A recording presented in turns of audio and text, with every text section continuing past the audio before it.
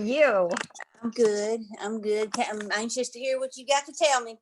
Oh my gosh. Well, what's new? What's going on? And then I'll tell you my brainstorm.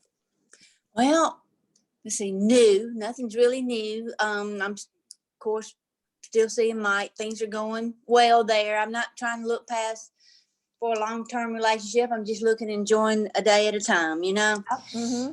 But he's a sweetheart. I'm very comfortable with him. Just of course things are starting to come up now that kind of bother me in a sense, just like he cusses a lot, and when you get around people that do that, you kind of start doing it too. And so I'm trying to, I don't really know exactly how to handle that. I did, he was here the other night.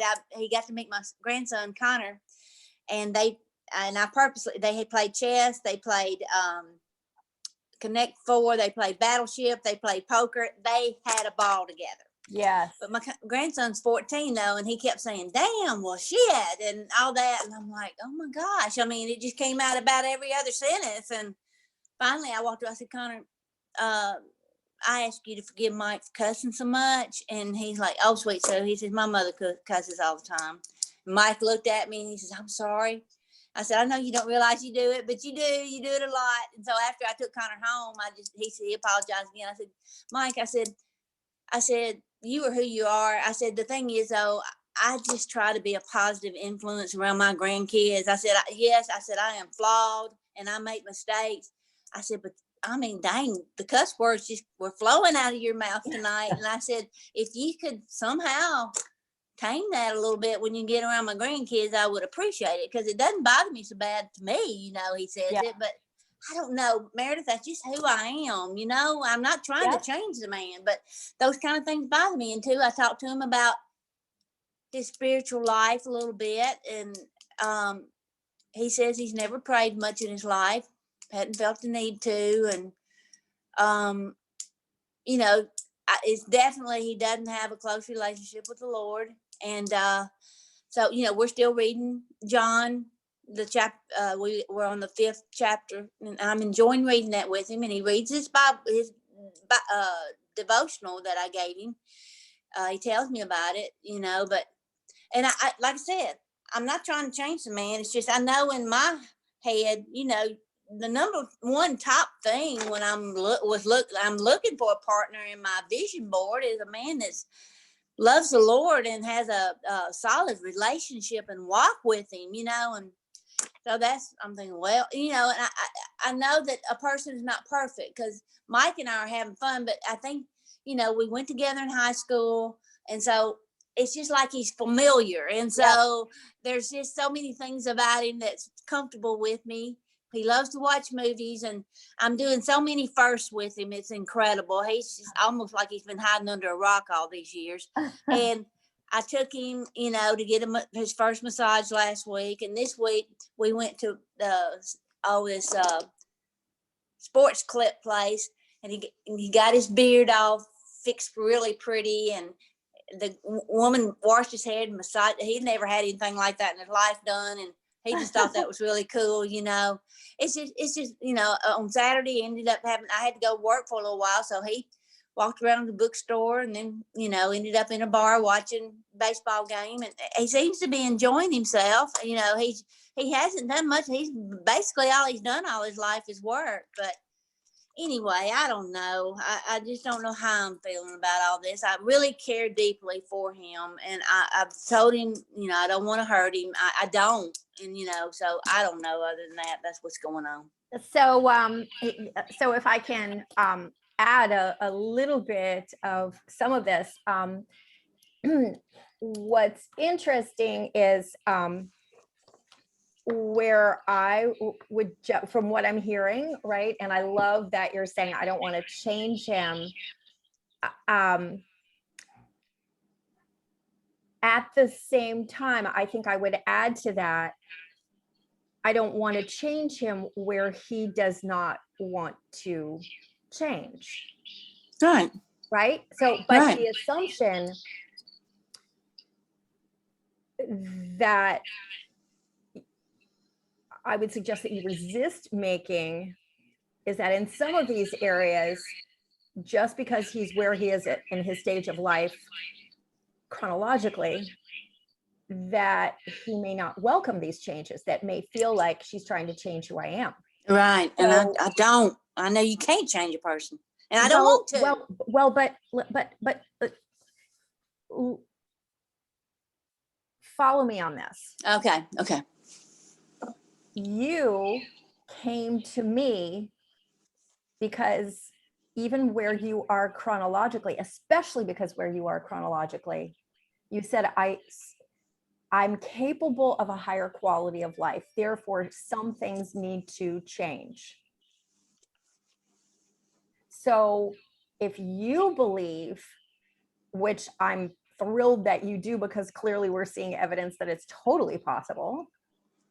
Is it change or is it growth? Right. So when a person encounters another person who's capable of inspiring growth in them, those are the seeds of a wonderful relationship. Right. I agree. Right? So, and I think it's growth when both people are open to that evolution. I agree. Change is when saying it's this change or me. You pick. Right. One of the two. Right. Right. Right? Exactly. And clearly you don't want to do that. However, inspiring him to explore things that he's never done before, inspiring him to explore places within himself that he's never had the support to do that. Right. Right. That's growth. Yeah.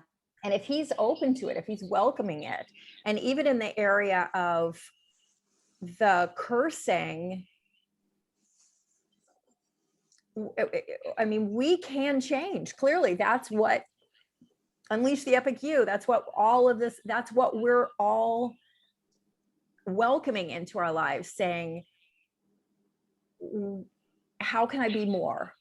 Yeah. How can I come even more alive? How can I be a bigger, even more delicious version of myself and savor life in an even richer way than I've savored it so far, even if I've savored it well? Yeah. I think women are more that way than men, though. Men are just so set in their ways, and they just think, well, this is me and this is how it's going to be. And, and that's the beauty of men. But gosh, there's this, and I'm not judgmental. But I don't want to be alone the rest of my life. So I don't know, Meredith. So, I need you to help me well, first work of all, I think your strategy of enjoying the moment is great. Right. I also, yes, there are definitely more women in personal development, even though, which is interesting considering most of the big spokespeople are men. Yeah. Man, there's that 1% that there are some fabulous men out there that want to experience the growth. Yeah. Exactly. However, that said, it doesn't mean that men who have the opportunity or the inspiration or the incentive to make some changes can't really enjoy that. Right. I have far more women clients, but I definitely, I mean, some of my faves have still been men, who really Good. have That encourages me. Gotten it and love to have the deep conversations, not just how can I make more money? Yeah. But the deep conversations, how can I have a richer life? How can I be a better husband, a better father, that kind of thing, for sure. And how can I be closer to the Lord? I mean, all kinds of conversations. So, so I would introduce the concept of where is he enjoying and welcoming growth, and how can which places can I be finding growth at the same time? And growth can be a lot of this maybe discovery that the essence of what you want someone who is aligned with the Lord, maybe it starts with the spirit of goodness, because what does the Lord represent? And so, I mean, I don't know if you've ever encountered, it was interesting. So let me frame it this way. So I was at my hairdresser's, and she's this wonderful Christian woman who had been, and she had done another kind of group, and they had ended up being really unhappy with the group for various reasons. Right. But one of the reasons is that several of them in this group were very Christian, very connected with the Lord. And this particular woman who was guiding the group, I mean, they voiced it to her, saying, this is, this is our language, this is who we want to be. And Right. he appeared to them to kind of scoff at that and refuse to do anything other than calling it like source. And whatever you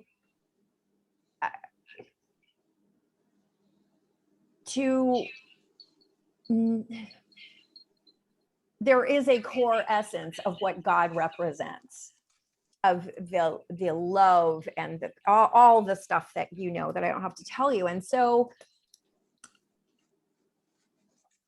for you to be able to expand and think growth as opposed to change with him, Right. He may not start speaking the Lord, but it certainly doesn't sound as if he's pushing back. He's not. He's not. Right. So there are people who get threatened by that concept, and then there those of us who grow to the point. So if someone wants to talk about source as opposed to God, I can be talking about God and simply, I mean, God's not going to send a lightning bolt or be offended. I mean, Right. that would be contradictory to the whole essence of who and what I believe God is. Exactly. Right? So it's the point of creating that connection, creating that foundation based on love, and creating that heaven on earth that God believes that we're capable of getting to without being slapped and forced there. I mean, the struggles to get there, but we will become bigger and more thanks to the journey and the quest. And that's a firm belief of mine, right? So who's to say, so if you can focus on this concept of growth, as opposed to change, and maybe grow beyond the belief that all men are pretty much dug into their ways, and give him the and work on the programming within your mind of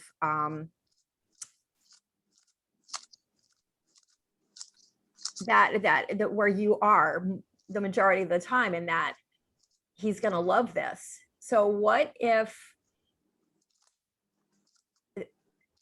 with the same joy and the same he's going to love this for the massage and the hair and all that, you were to go into the even the cursing. He's going to love this change. He's going to love this awareness. He's going, and it's, and there are ways to frame it that are not assaulting who he is and creating shame. Right. Saying, Exactly. I agree. I know. I Right? wouldn't hurt his feelings for nothing. I don't want him to think. I didn't have a chance to tell you, but we watched the movie called Bombshell. Have you seen that? That's Oh, the one. yes. Okay. Well, we watched that thing, and when it was over with, he looked at me and he says, "I can't believe men are that way." I said, "You got to be kidding me. The majority of men are that way." I said, "They'll take advantage of a woman if they can, because that's just who they are." Yeah. And I don't know. And see, he is very, what's the word? He's very, I guess the best word to say is vulnerable, to tell me of different women that he thinks are beautiful, or what, when he was dating this gorgeous girl, and I don't know. And he even talks about his wife a lot, because they're not, I mean, like I said, they aren't even divorced yet. She hadn't even filed. But I don't know. It's just, and it's me. It's this insecurity I have about another man sitting there on the couch telling me how hot another woman is. But we played cards with a couple on Saturday night, and I was showing them a picture of my granddaughter, Anna Kate. And that's her right there. Oh, yeah. But anyway, it was another picture, and he went, "Damn, she's hot." And Meredith, that did not set well with me. It just didn't. It just like, ugh. I don't know. What's wrong with me? Why do I feel this way? Well, I mean, I wouldn't say I wouldn't say it's something that's wrong with you at all. I mean, and in fact, I think, that goes deep into how we're raised as females, and how so much of our identity is based on how physically men in particular assess us, and that kind of thing. The only alternative perspective that I would add to that is, from what I've heard about Mike and his upbringing, his right, yeah, is that would, from where he's coming from, that would be a great compliment. Yeah, and you're probably right. That would be a great compliment. And exactly. And the fact that he feels comfortable enough in your friendship relationship to casually talk. I mean, like, I can talk about any previous relationship of mine in any sort of way, because I'm over it. Right. Where I would have a challenge talking about it was if I wasn't over it and it caused me some sort of emotional. So to me, the fact, and especially that's part of his recent history, and getting to know him, and getting to know, I mean, who he is, what he likes, what he doesn't like, and the fact that he would have said that, this woman that he had dated at some point or been with at some point was hot. In a way, it's there's a level potentially of saying, I mean, that's kind of all she had. That's why I was with her, Right. I mean, Right. And it's like, she was really hot, tried that, and it didn't work out. Right. I know what you're saying, because my second husband, I was totally just attracted to him physically, and it was hell on earth. And so, but I did have 2 beautiful children that have given me beautiful grandchildren. And so that's the way I look at it. Right. Exactly. So I would, again, the same language. If this is from, again, everything that I've heard about him is that it sounds like he's been in a very simple sort of Absolutely. context, That's right? right. And it's a very simple world where if you want to compliment a woman, the best compliment you can give them is that they're hot. Yeah, I guess so. I hadn't thought about it that way. You want to compliment someone's daughter or granddaughter, and you say, "Oh, they're hot." I mean, Yeah, you're right. I'm glad you gave me your perspective, because that's exactly what it was. He wasn't trying to offend me or in any way. right. You're right. That is his vocabulary for saying Yep. something beautiful, I guess.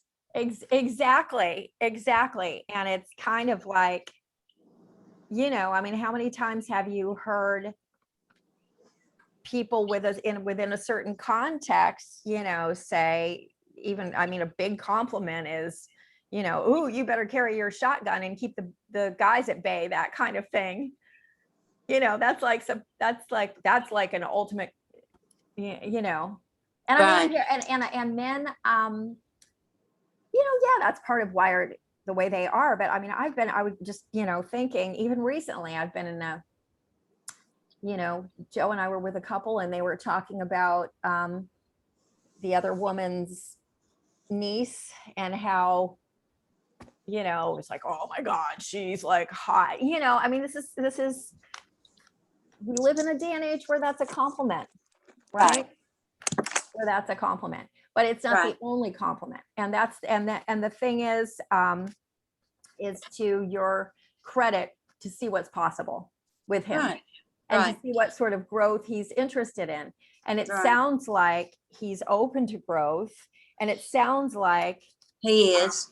you're entering his life at actually just the right time, because there's no way, from what I'm hearing, that you would have wanted your entire life to be immersed in that culture. That very Right. simple. And it's thanks to you and your energy and your effervescence that, He calls me a barracuda. well, but that's his way of saying you're high energy, you're out there, Yeah. you're you're self-starting, you're independent, all these things that he really admires and is tickled by. Yeah. Yeah, I agree. He is. And I wish you were a fly on the wall here, but I am all about just making people comfortable. And when he's here for the weekend, we just enjoy talking so much. He sits here at the counter where I'm at while I cook or do what I do. And I don't know. I know he's just amazed at some of the things I've done in my life, because I have lived in a different world than he has. Yes. And somehow we reconnected, Yeah. I don't understand it either, but I'm comfortable around him. I think he is pretty dang truthful. There's the part of me in my brain that says, just be careful. He may not be telling the truth about everything, but I'm thinking, no, he's pretty an open book. Yeah. I mean, he hadn't held back telling me anything really. Right. So, what am I attracted to? I'm attracted to, that's a good question. That is a good question. But I'm attracted to that we are comfortable with one another.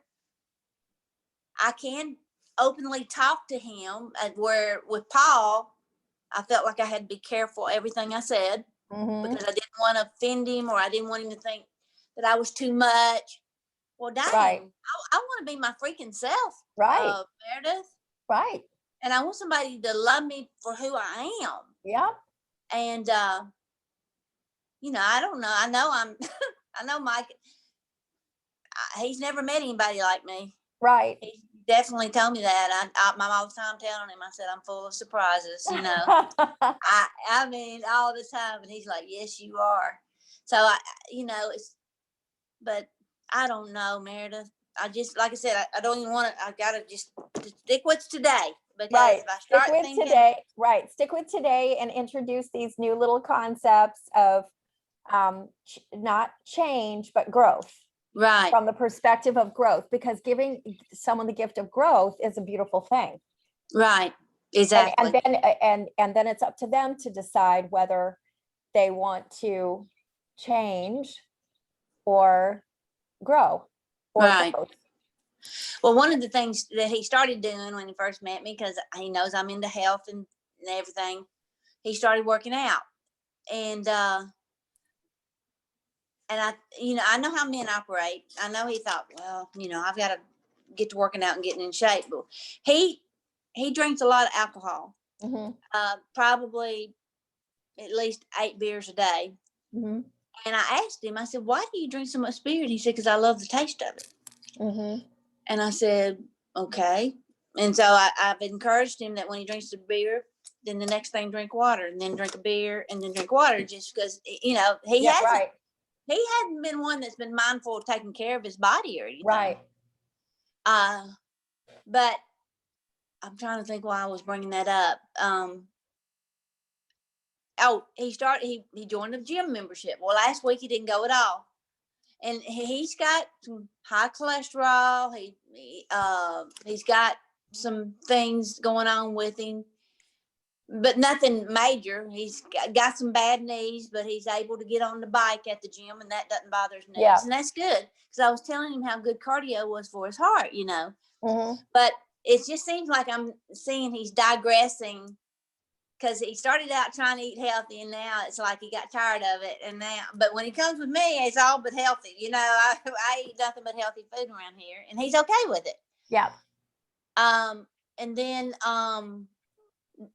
like I said, he said he didn't go to the gym last week. He said I was just too busy. Well, the man and he might, and that's true. But I told him going to the gym is a commitment. It's not something Yeah. you go because you feel like it, Right. So anyway, that doesn't turn me off. It's just kind of like, well, I saw that he was really working on trying to help himself. I don't know, Meredith, what the heck is wrong with me?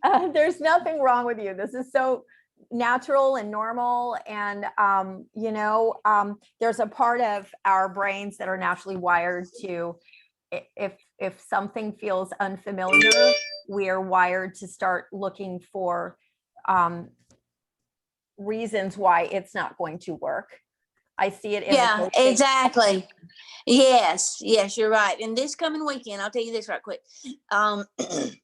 I've got to go to Jackson, Mississippi to a shoe show, and it's on Sunday. Mm-hmm. But I'm going to his house on Friday afternoon, and his girls and grandkids are coming over there, and we're cooking out, and he's building a fire, and we're gonna make s'mores. And so I'm really looking because these girls almost text me every day, and I just love them to death. They're on Facebook, and so they're looking forward to seeing me again, because I met them like the second week I started dating. So I'm looking forward to that, but I'm kind of dreading seeing how he lives. But I had told him 3 weeks ago, I said, Mike, get your house in order. I'm coming to stay with you, So he says he's been doing a lot of cleaning up and everything. That's going to be interesting to see. Yeah. But anyhow, he's going to let me sleep in his bed. And he says he's going to sleep on the couch. And he has another bed in his daughter's bedroom. He said, Susan, that room is such a mess. I said, just shove the stuff off the bed, Mike, and sleep in a bed instead on the couch. He says, well, I don't mind sleeping on the couch. I said, but it bothers me that I'm putting you out of your bed, Yeah. So, and it really does, but anyhow, we'll deal with that. But It'll I be don't good. know. I'm kind of nervous about going to see that. Well, I'm going to leave you with this. Okay. All right. Think growth versus change for both of you. Okay. Growth. And how can you look for the similarities in your vision board, the essence, the core essence, as opposed to the superficial differences? And so now I want to plant a seed with you. Okay. For the business that struck me. So one of the things that Marisa said is there's a path to money, to more and more profit. And it can start with not overlooking a small problem, whether you're brick and mortar or whether you are service that your clients may have. And so what struck me, and I'll just food for thought, Right. how many women buy this gorgeous pair of shoes for a single outfit, or have a single outfit that they need this really smashing pair of shoes, and then it sits in their closet like forever. They hardly ever wear it. What if, I mean, there's several other industries, whether it's like a gold and diamond source, or even the Airbnb concept. What if there was a way to orchestrate almost like Airbnb implies that, you know, it would be a library of other people's shoes, and that would be complicated. But what if, as an online component, potentially there was like people could get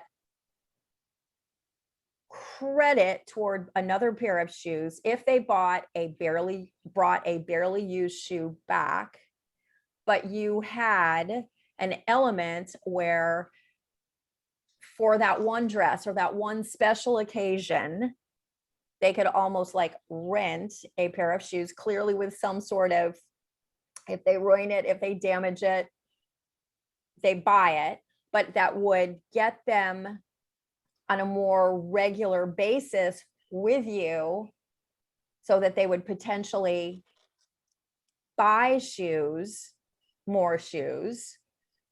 But I mean, so a variation of that, whether you have a repertoire where women could register some of the shoes that they get as part of the Airbnb concept. So say, and then you would have, it would basically be kind of like an online directory of available shoes. Like I have several shoes in my closet that I will only wear with a specific outfit, or that I wore with at a wedding, but I don't want to throw them away. They're a beautiful pair of shoes, and I don't necessarily want to give them away. Well, what if, you know, as opposed to a consignment, but what if I still get them? I get to keep them, or if I was having that part of my mind that says, oh, do I really need these pair of shoes? I'm really only going to wear them once. I don't know if I want to spend the money on them. Well, what if I could go and basically have this killer pair of shoes for one night, one occasion? Or what if I have this little black dress and I want to have a whole bunch of different shoe options to wear it, but I don't want to go crazy. So anyway, that is a problem that I know that, I mean, being someone who loves her shoes. I mean, I went in my closet and I looked at these shoes and I was like, oh my God, I have all these shoes that I love, but I've like worn maybe a couple times, I know what you're saying. So anyway, I know it's a problem that a lot of women have, and if there was a way to capitalize on that, Let me especially think on that. Yeah, it could be an added. It would have to be a pair of shoes that they bought from me. Yep. And we could have a thing with. Well, how about this? There's a variation of that with like a shoe club where they pay monthly to have access to these shoes, and that gives them then preferred pricing on like the rental of the shoes, but it's a shoe club. Okay. So it's passive income for the most part. Anyway, being the businesswoman that you are, I'll be thinking about it.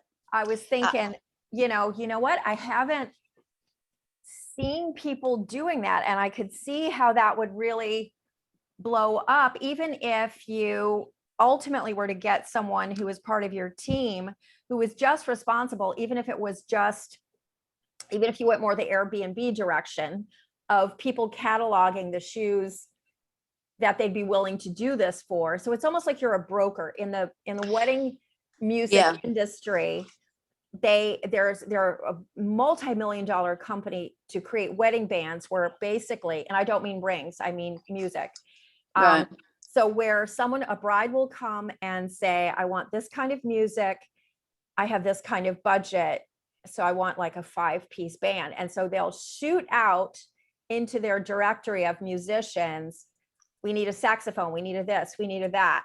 And the first people to respond, they will have pre-qualified them.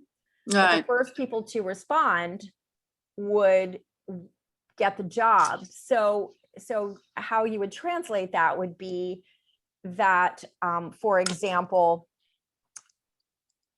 I send photographs of the shoes that I have, right? I mean, you could start it out locally, so it would be easy to manage. There wouldn't be shipping or anything like that. But not unlike, Airbnb, where you have what's available in St. Petersburg, what's available in Tampa, right? And the only thing is that if someone's shoe was selected, they'd have to bring it to your store. Pickup location would be your store.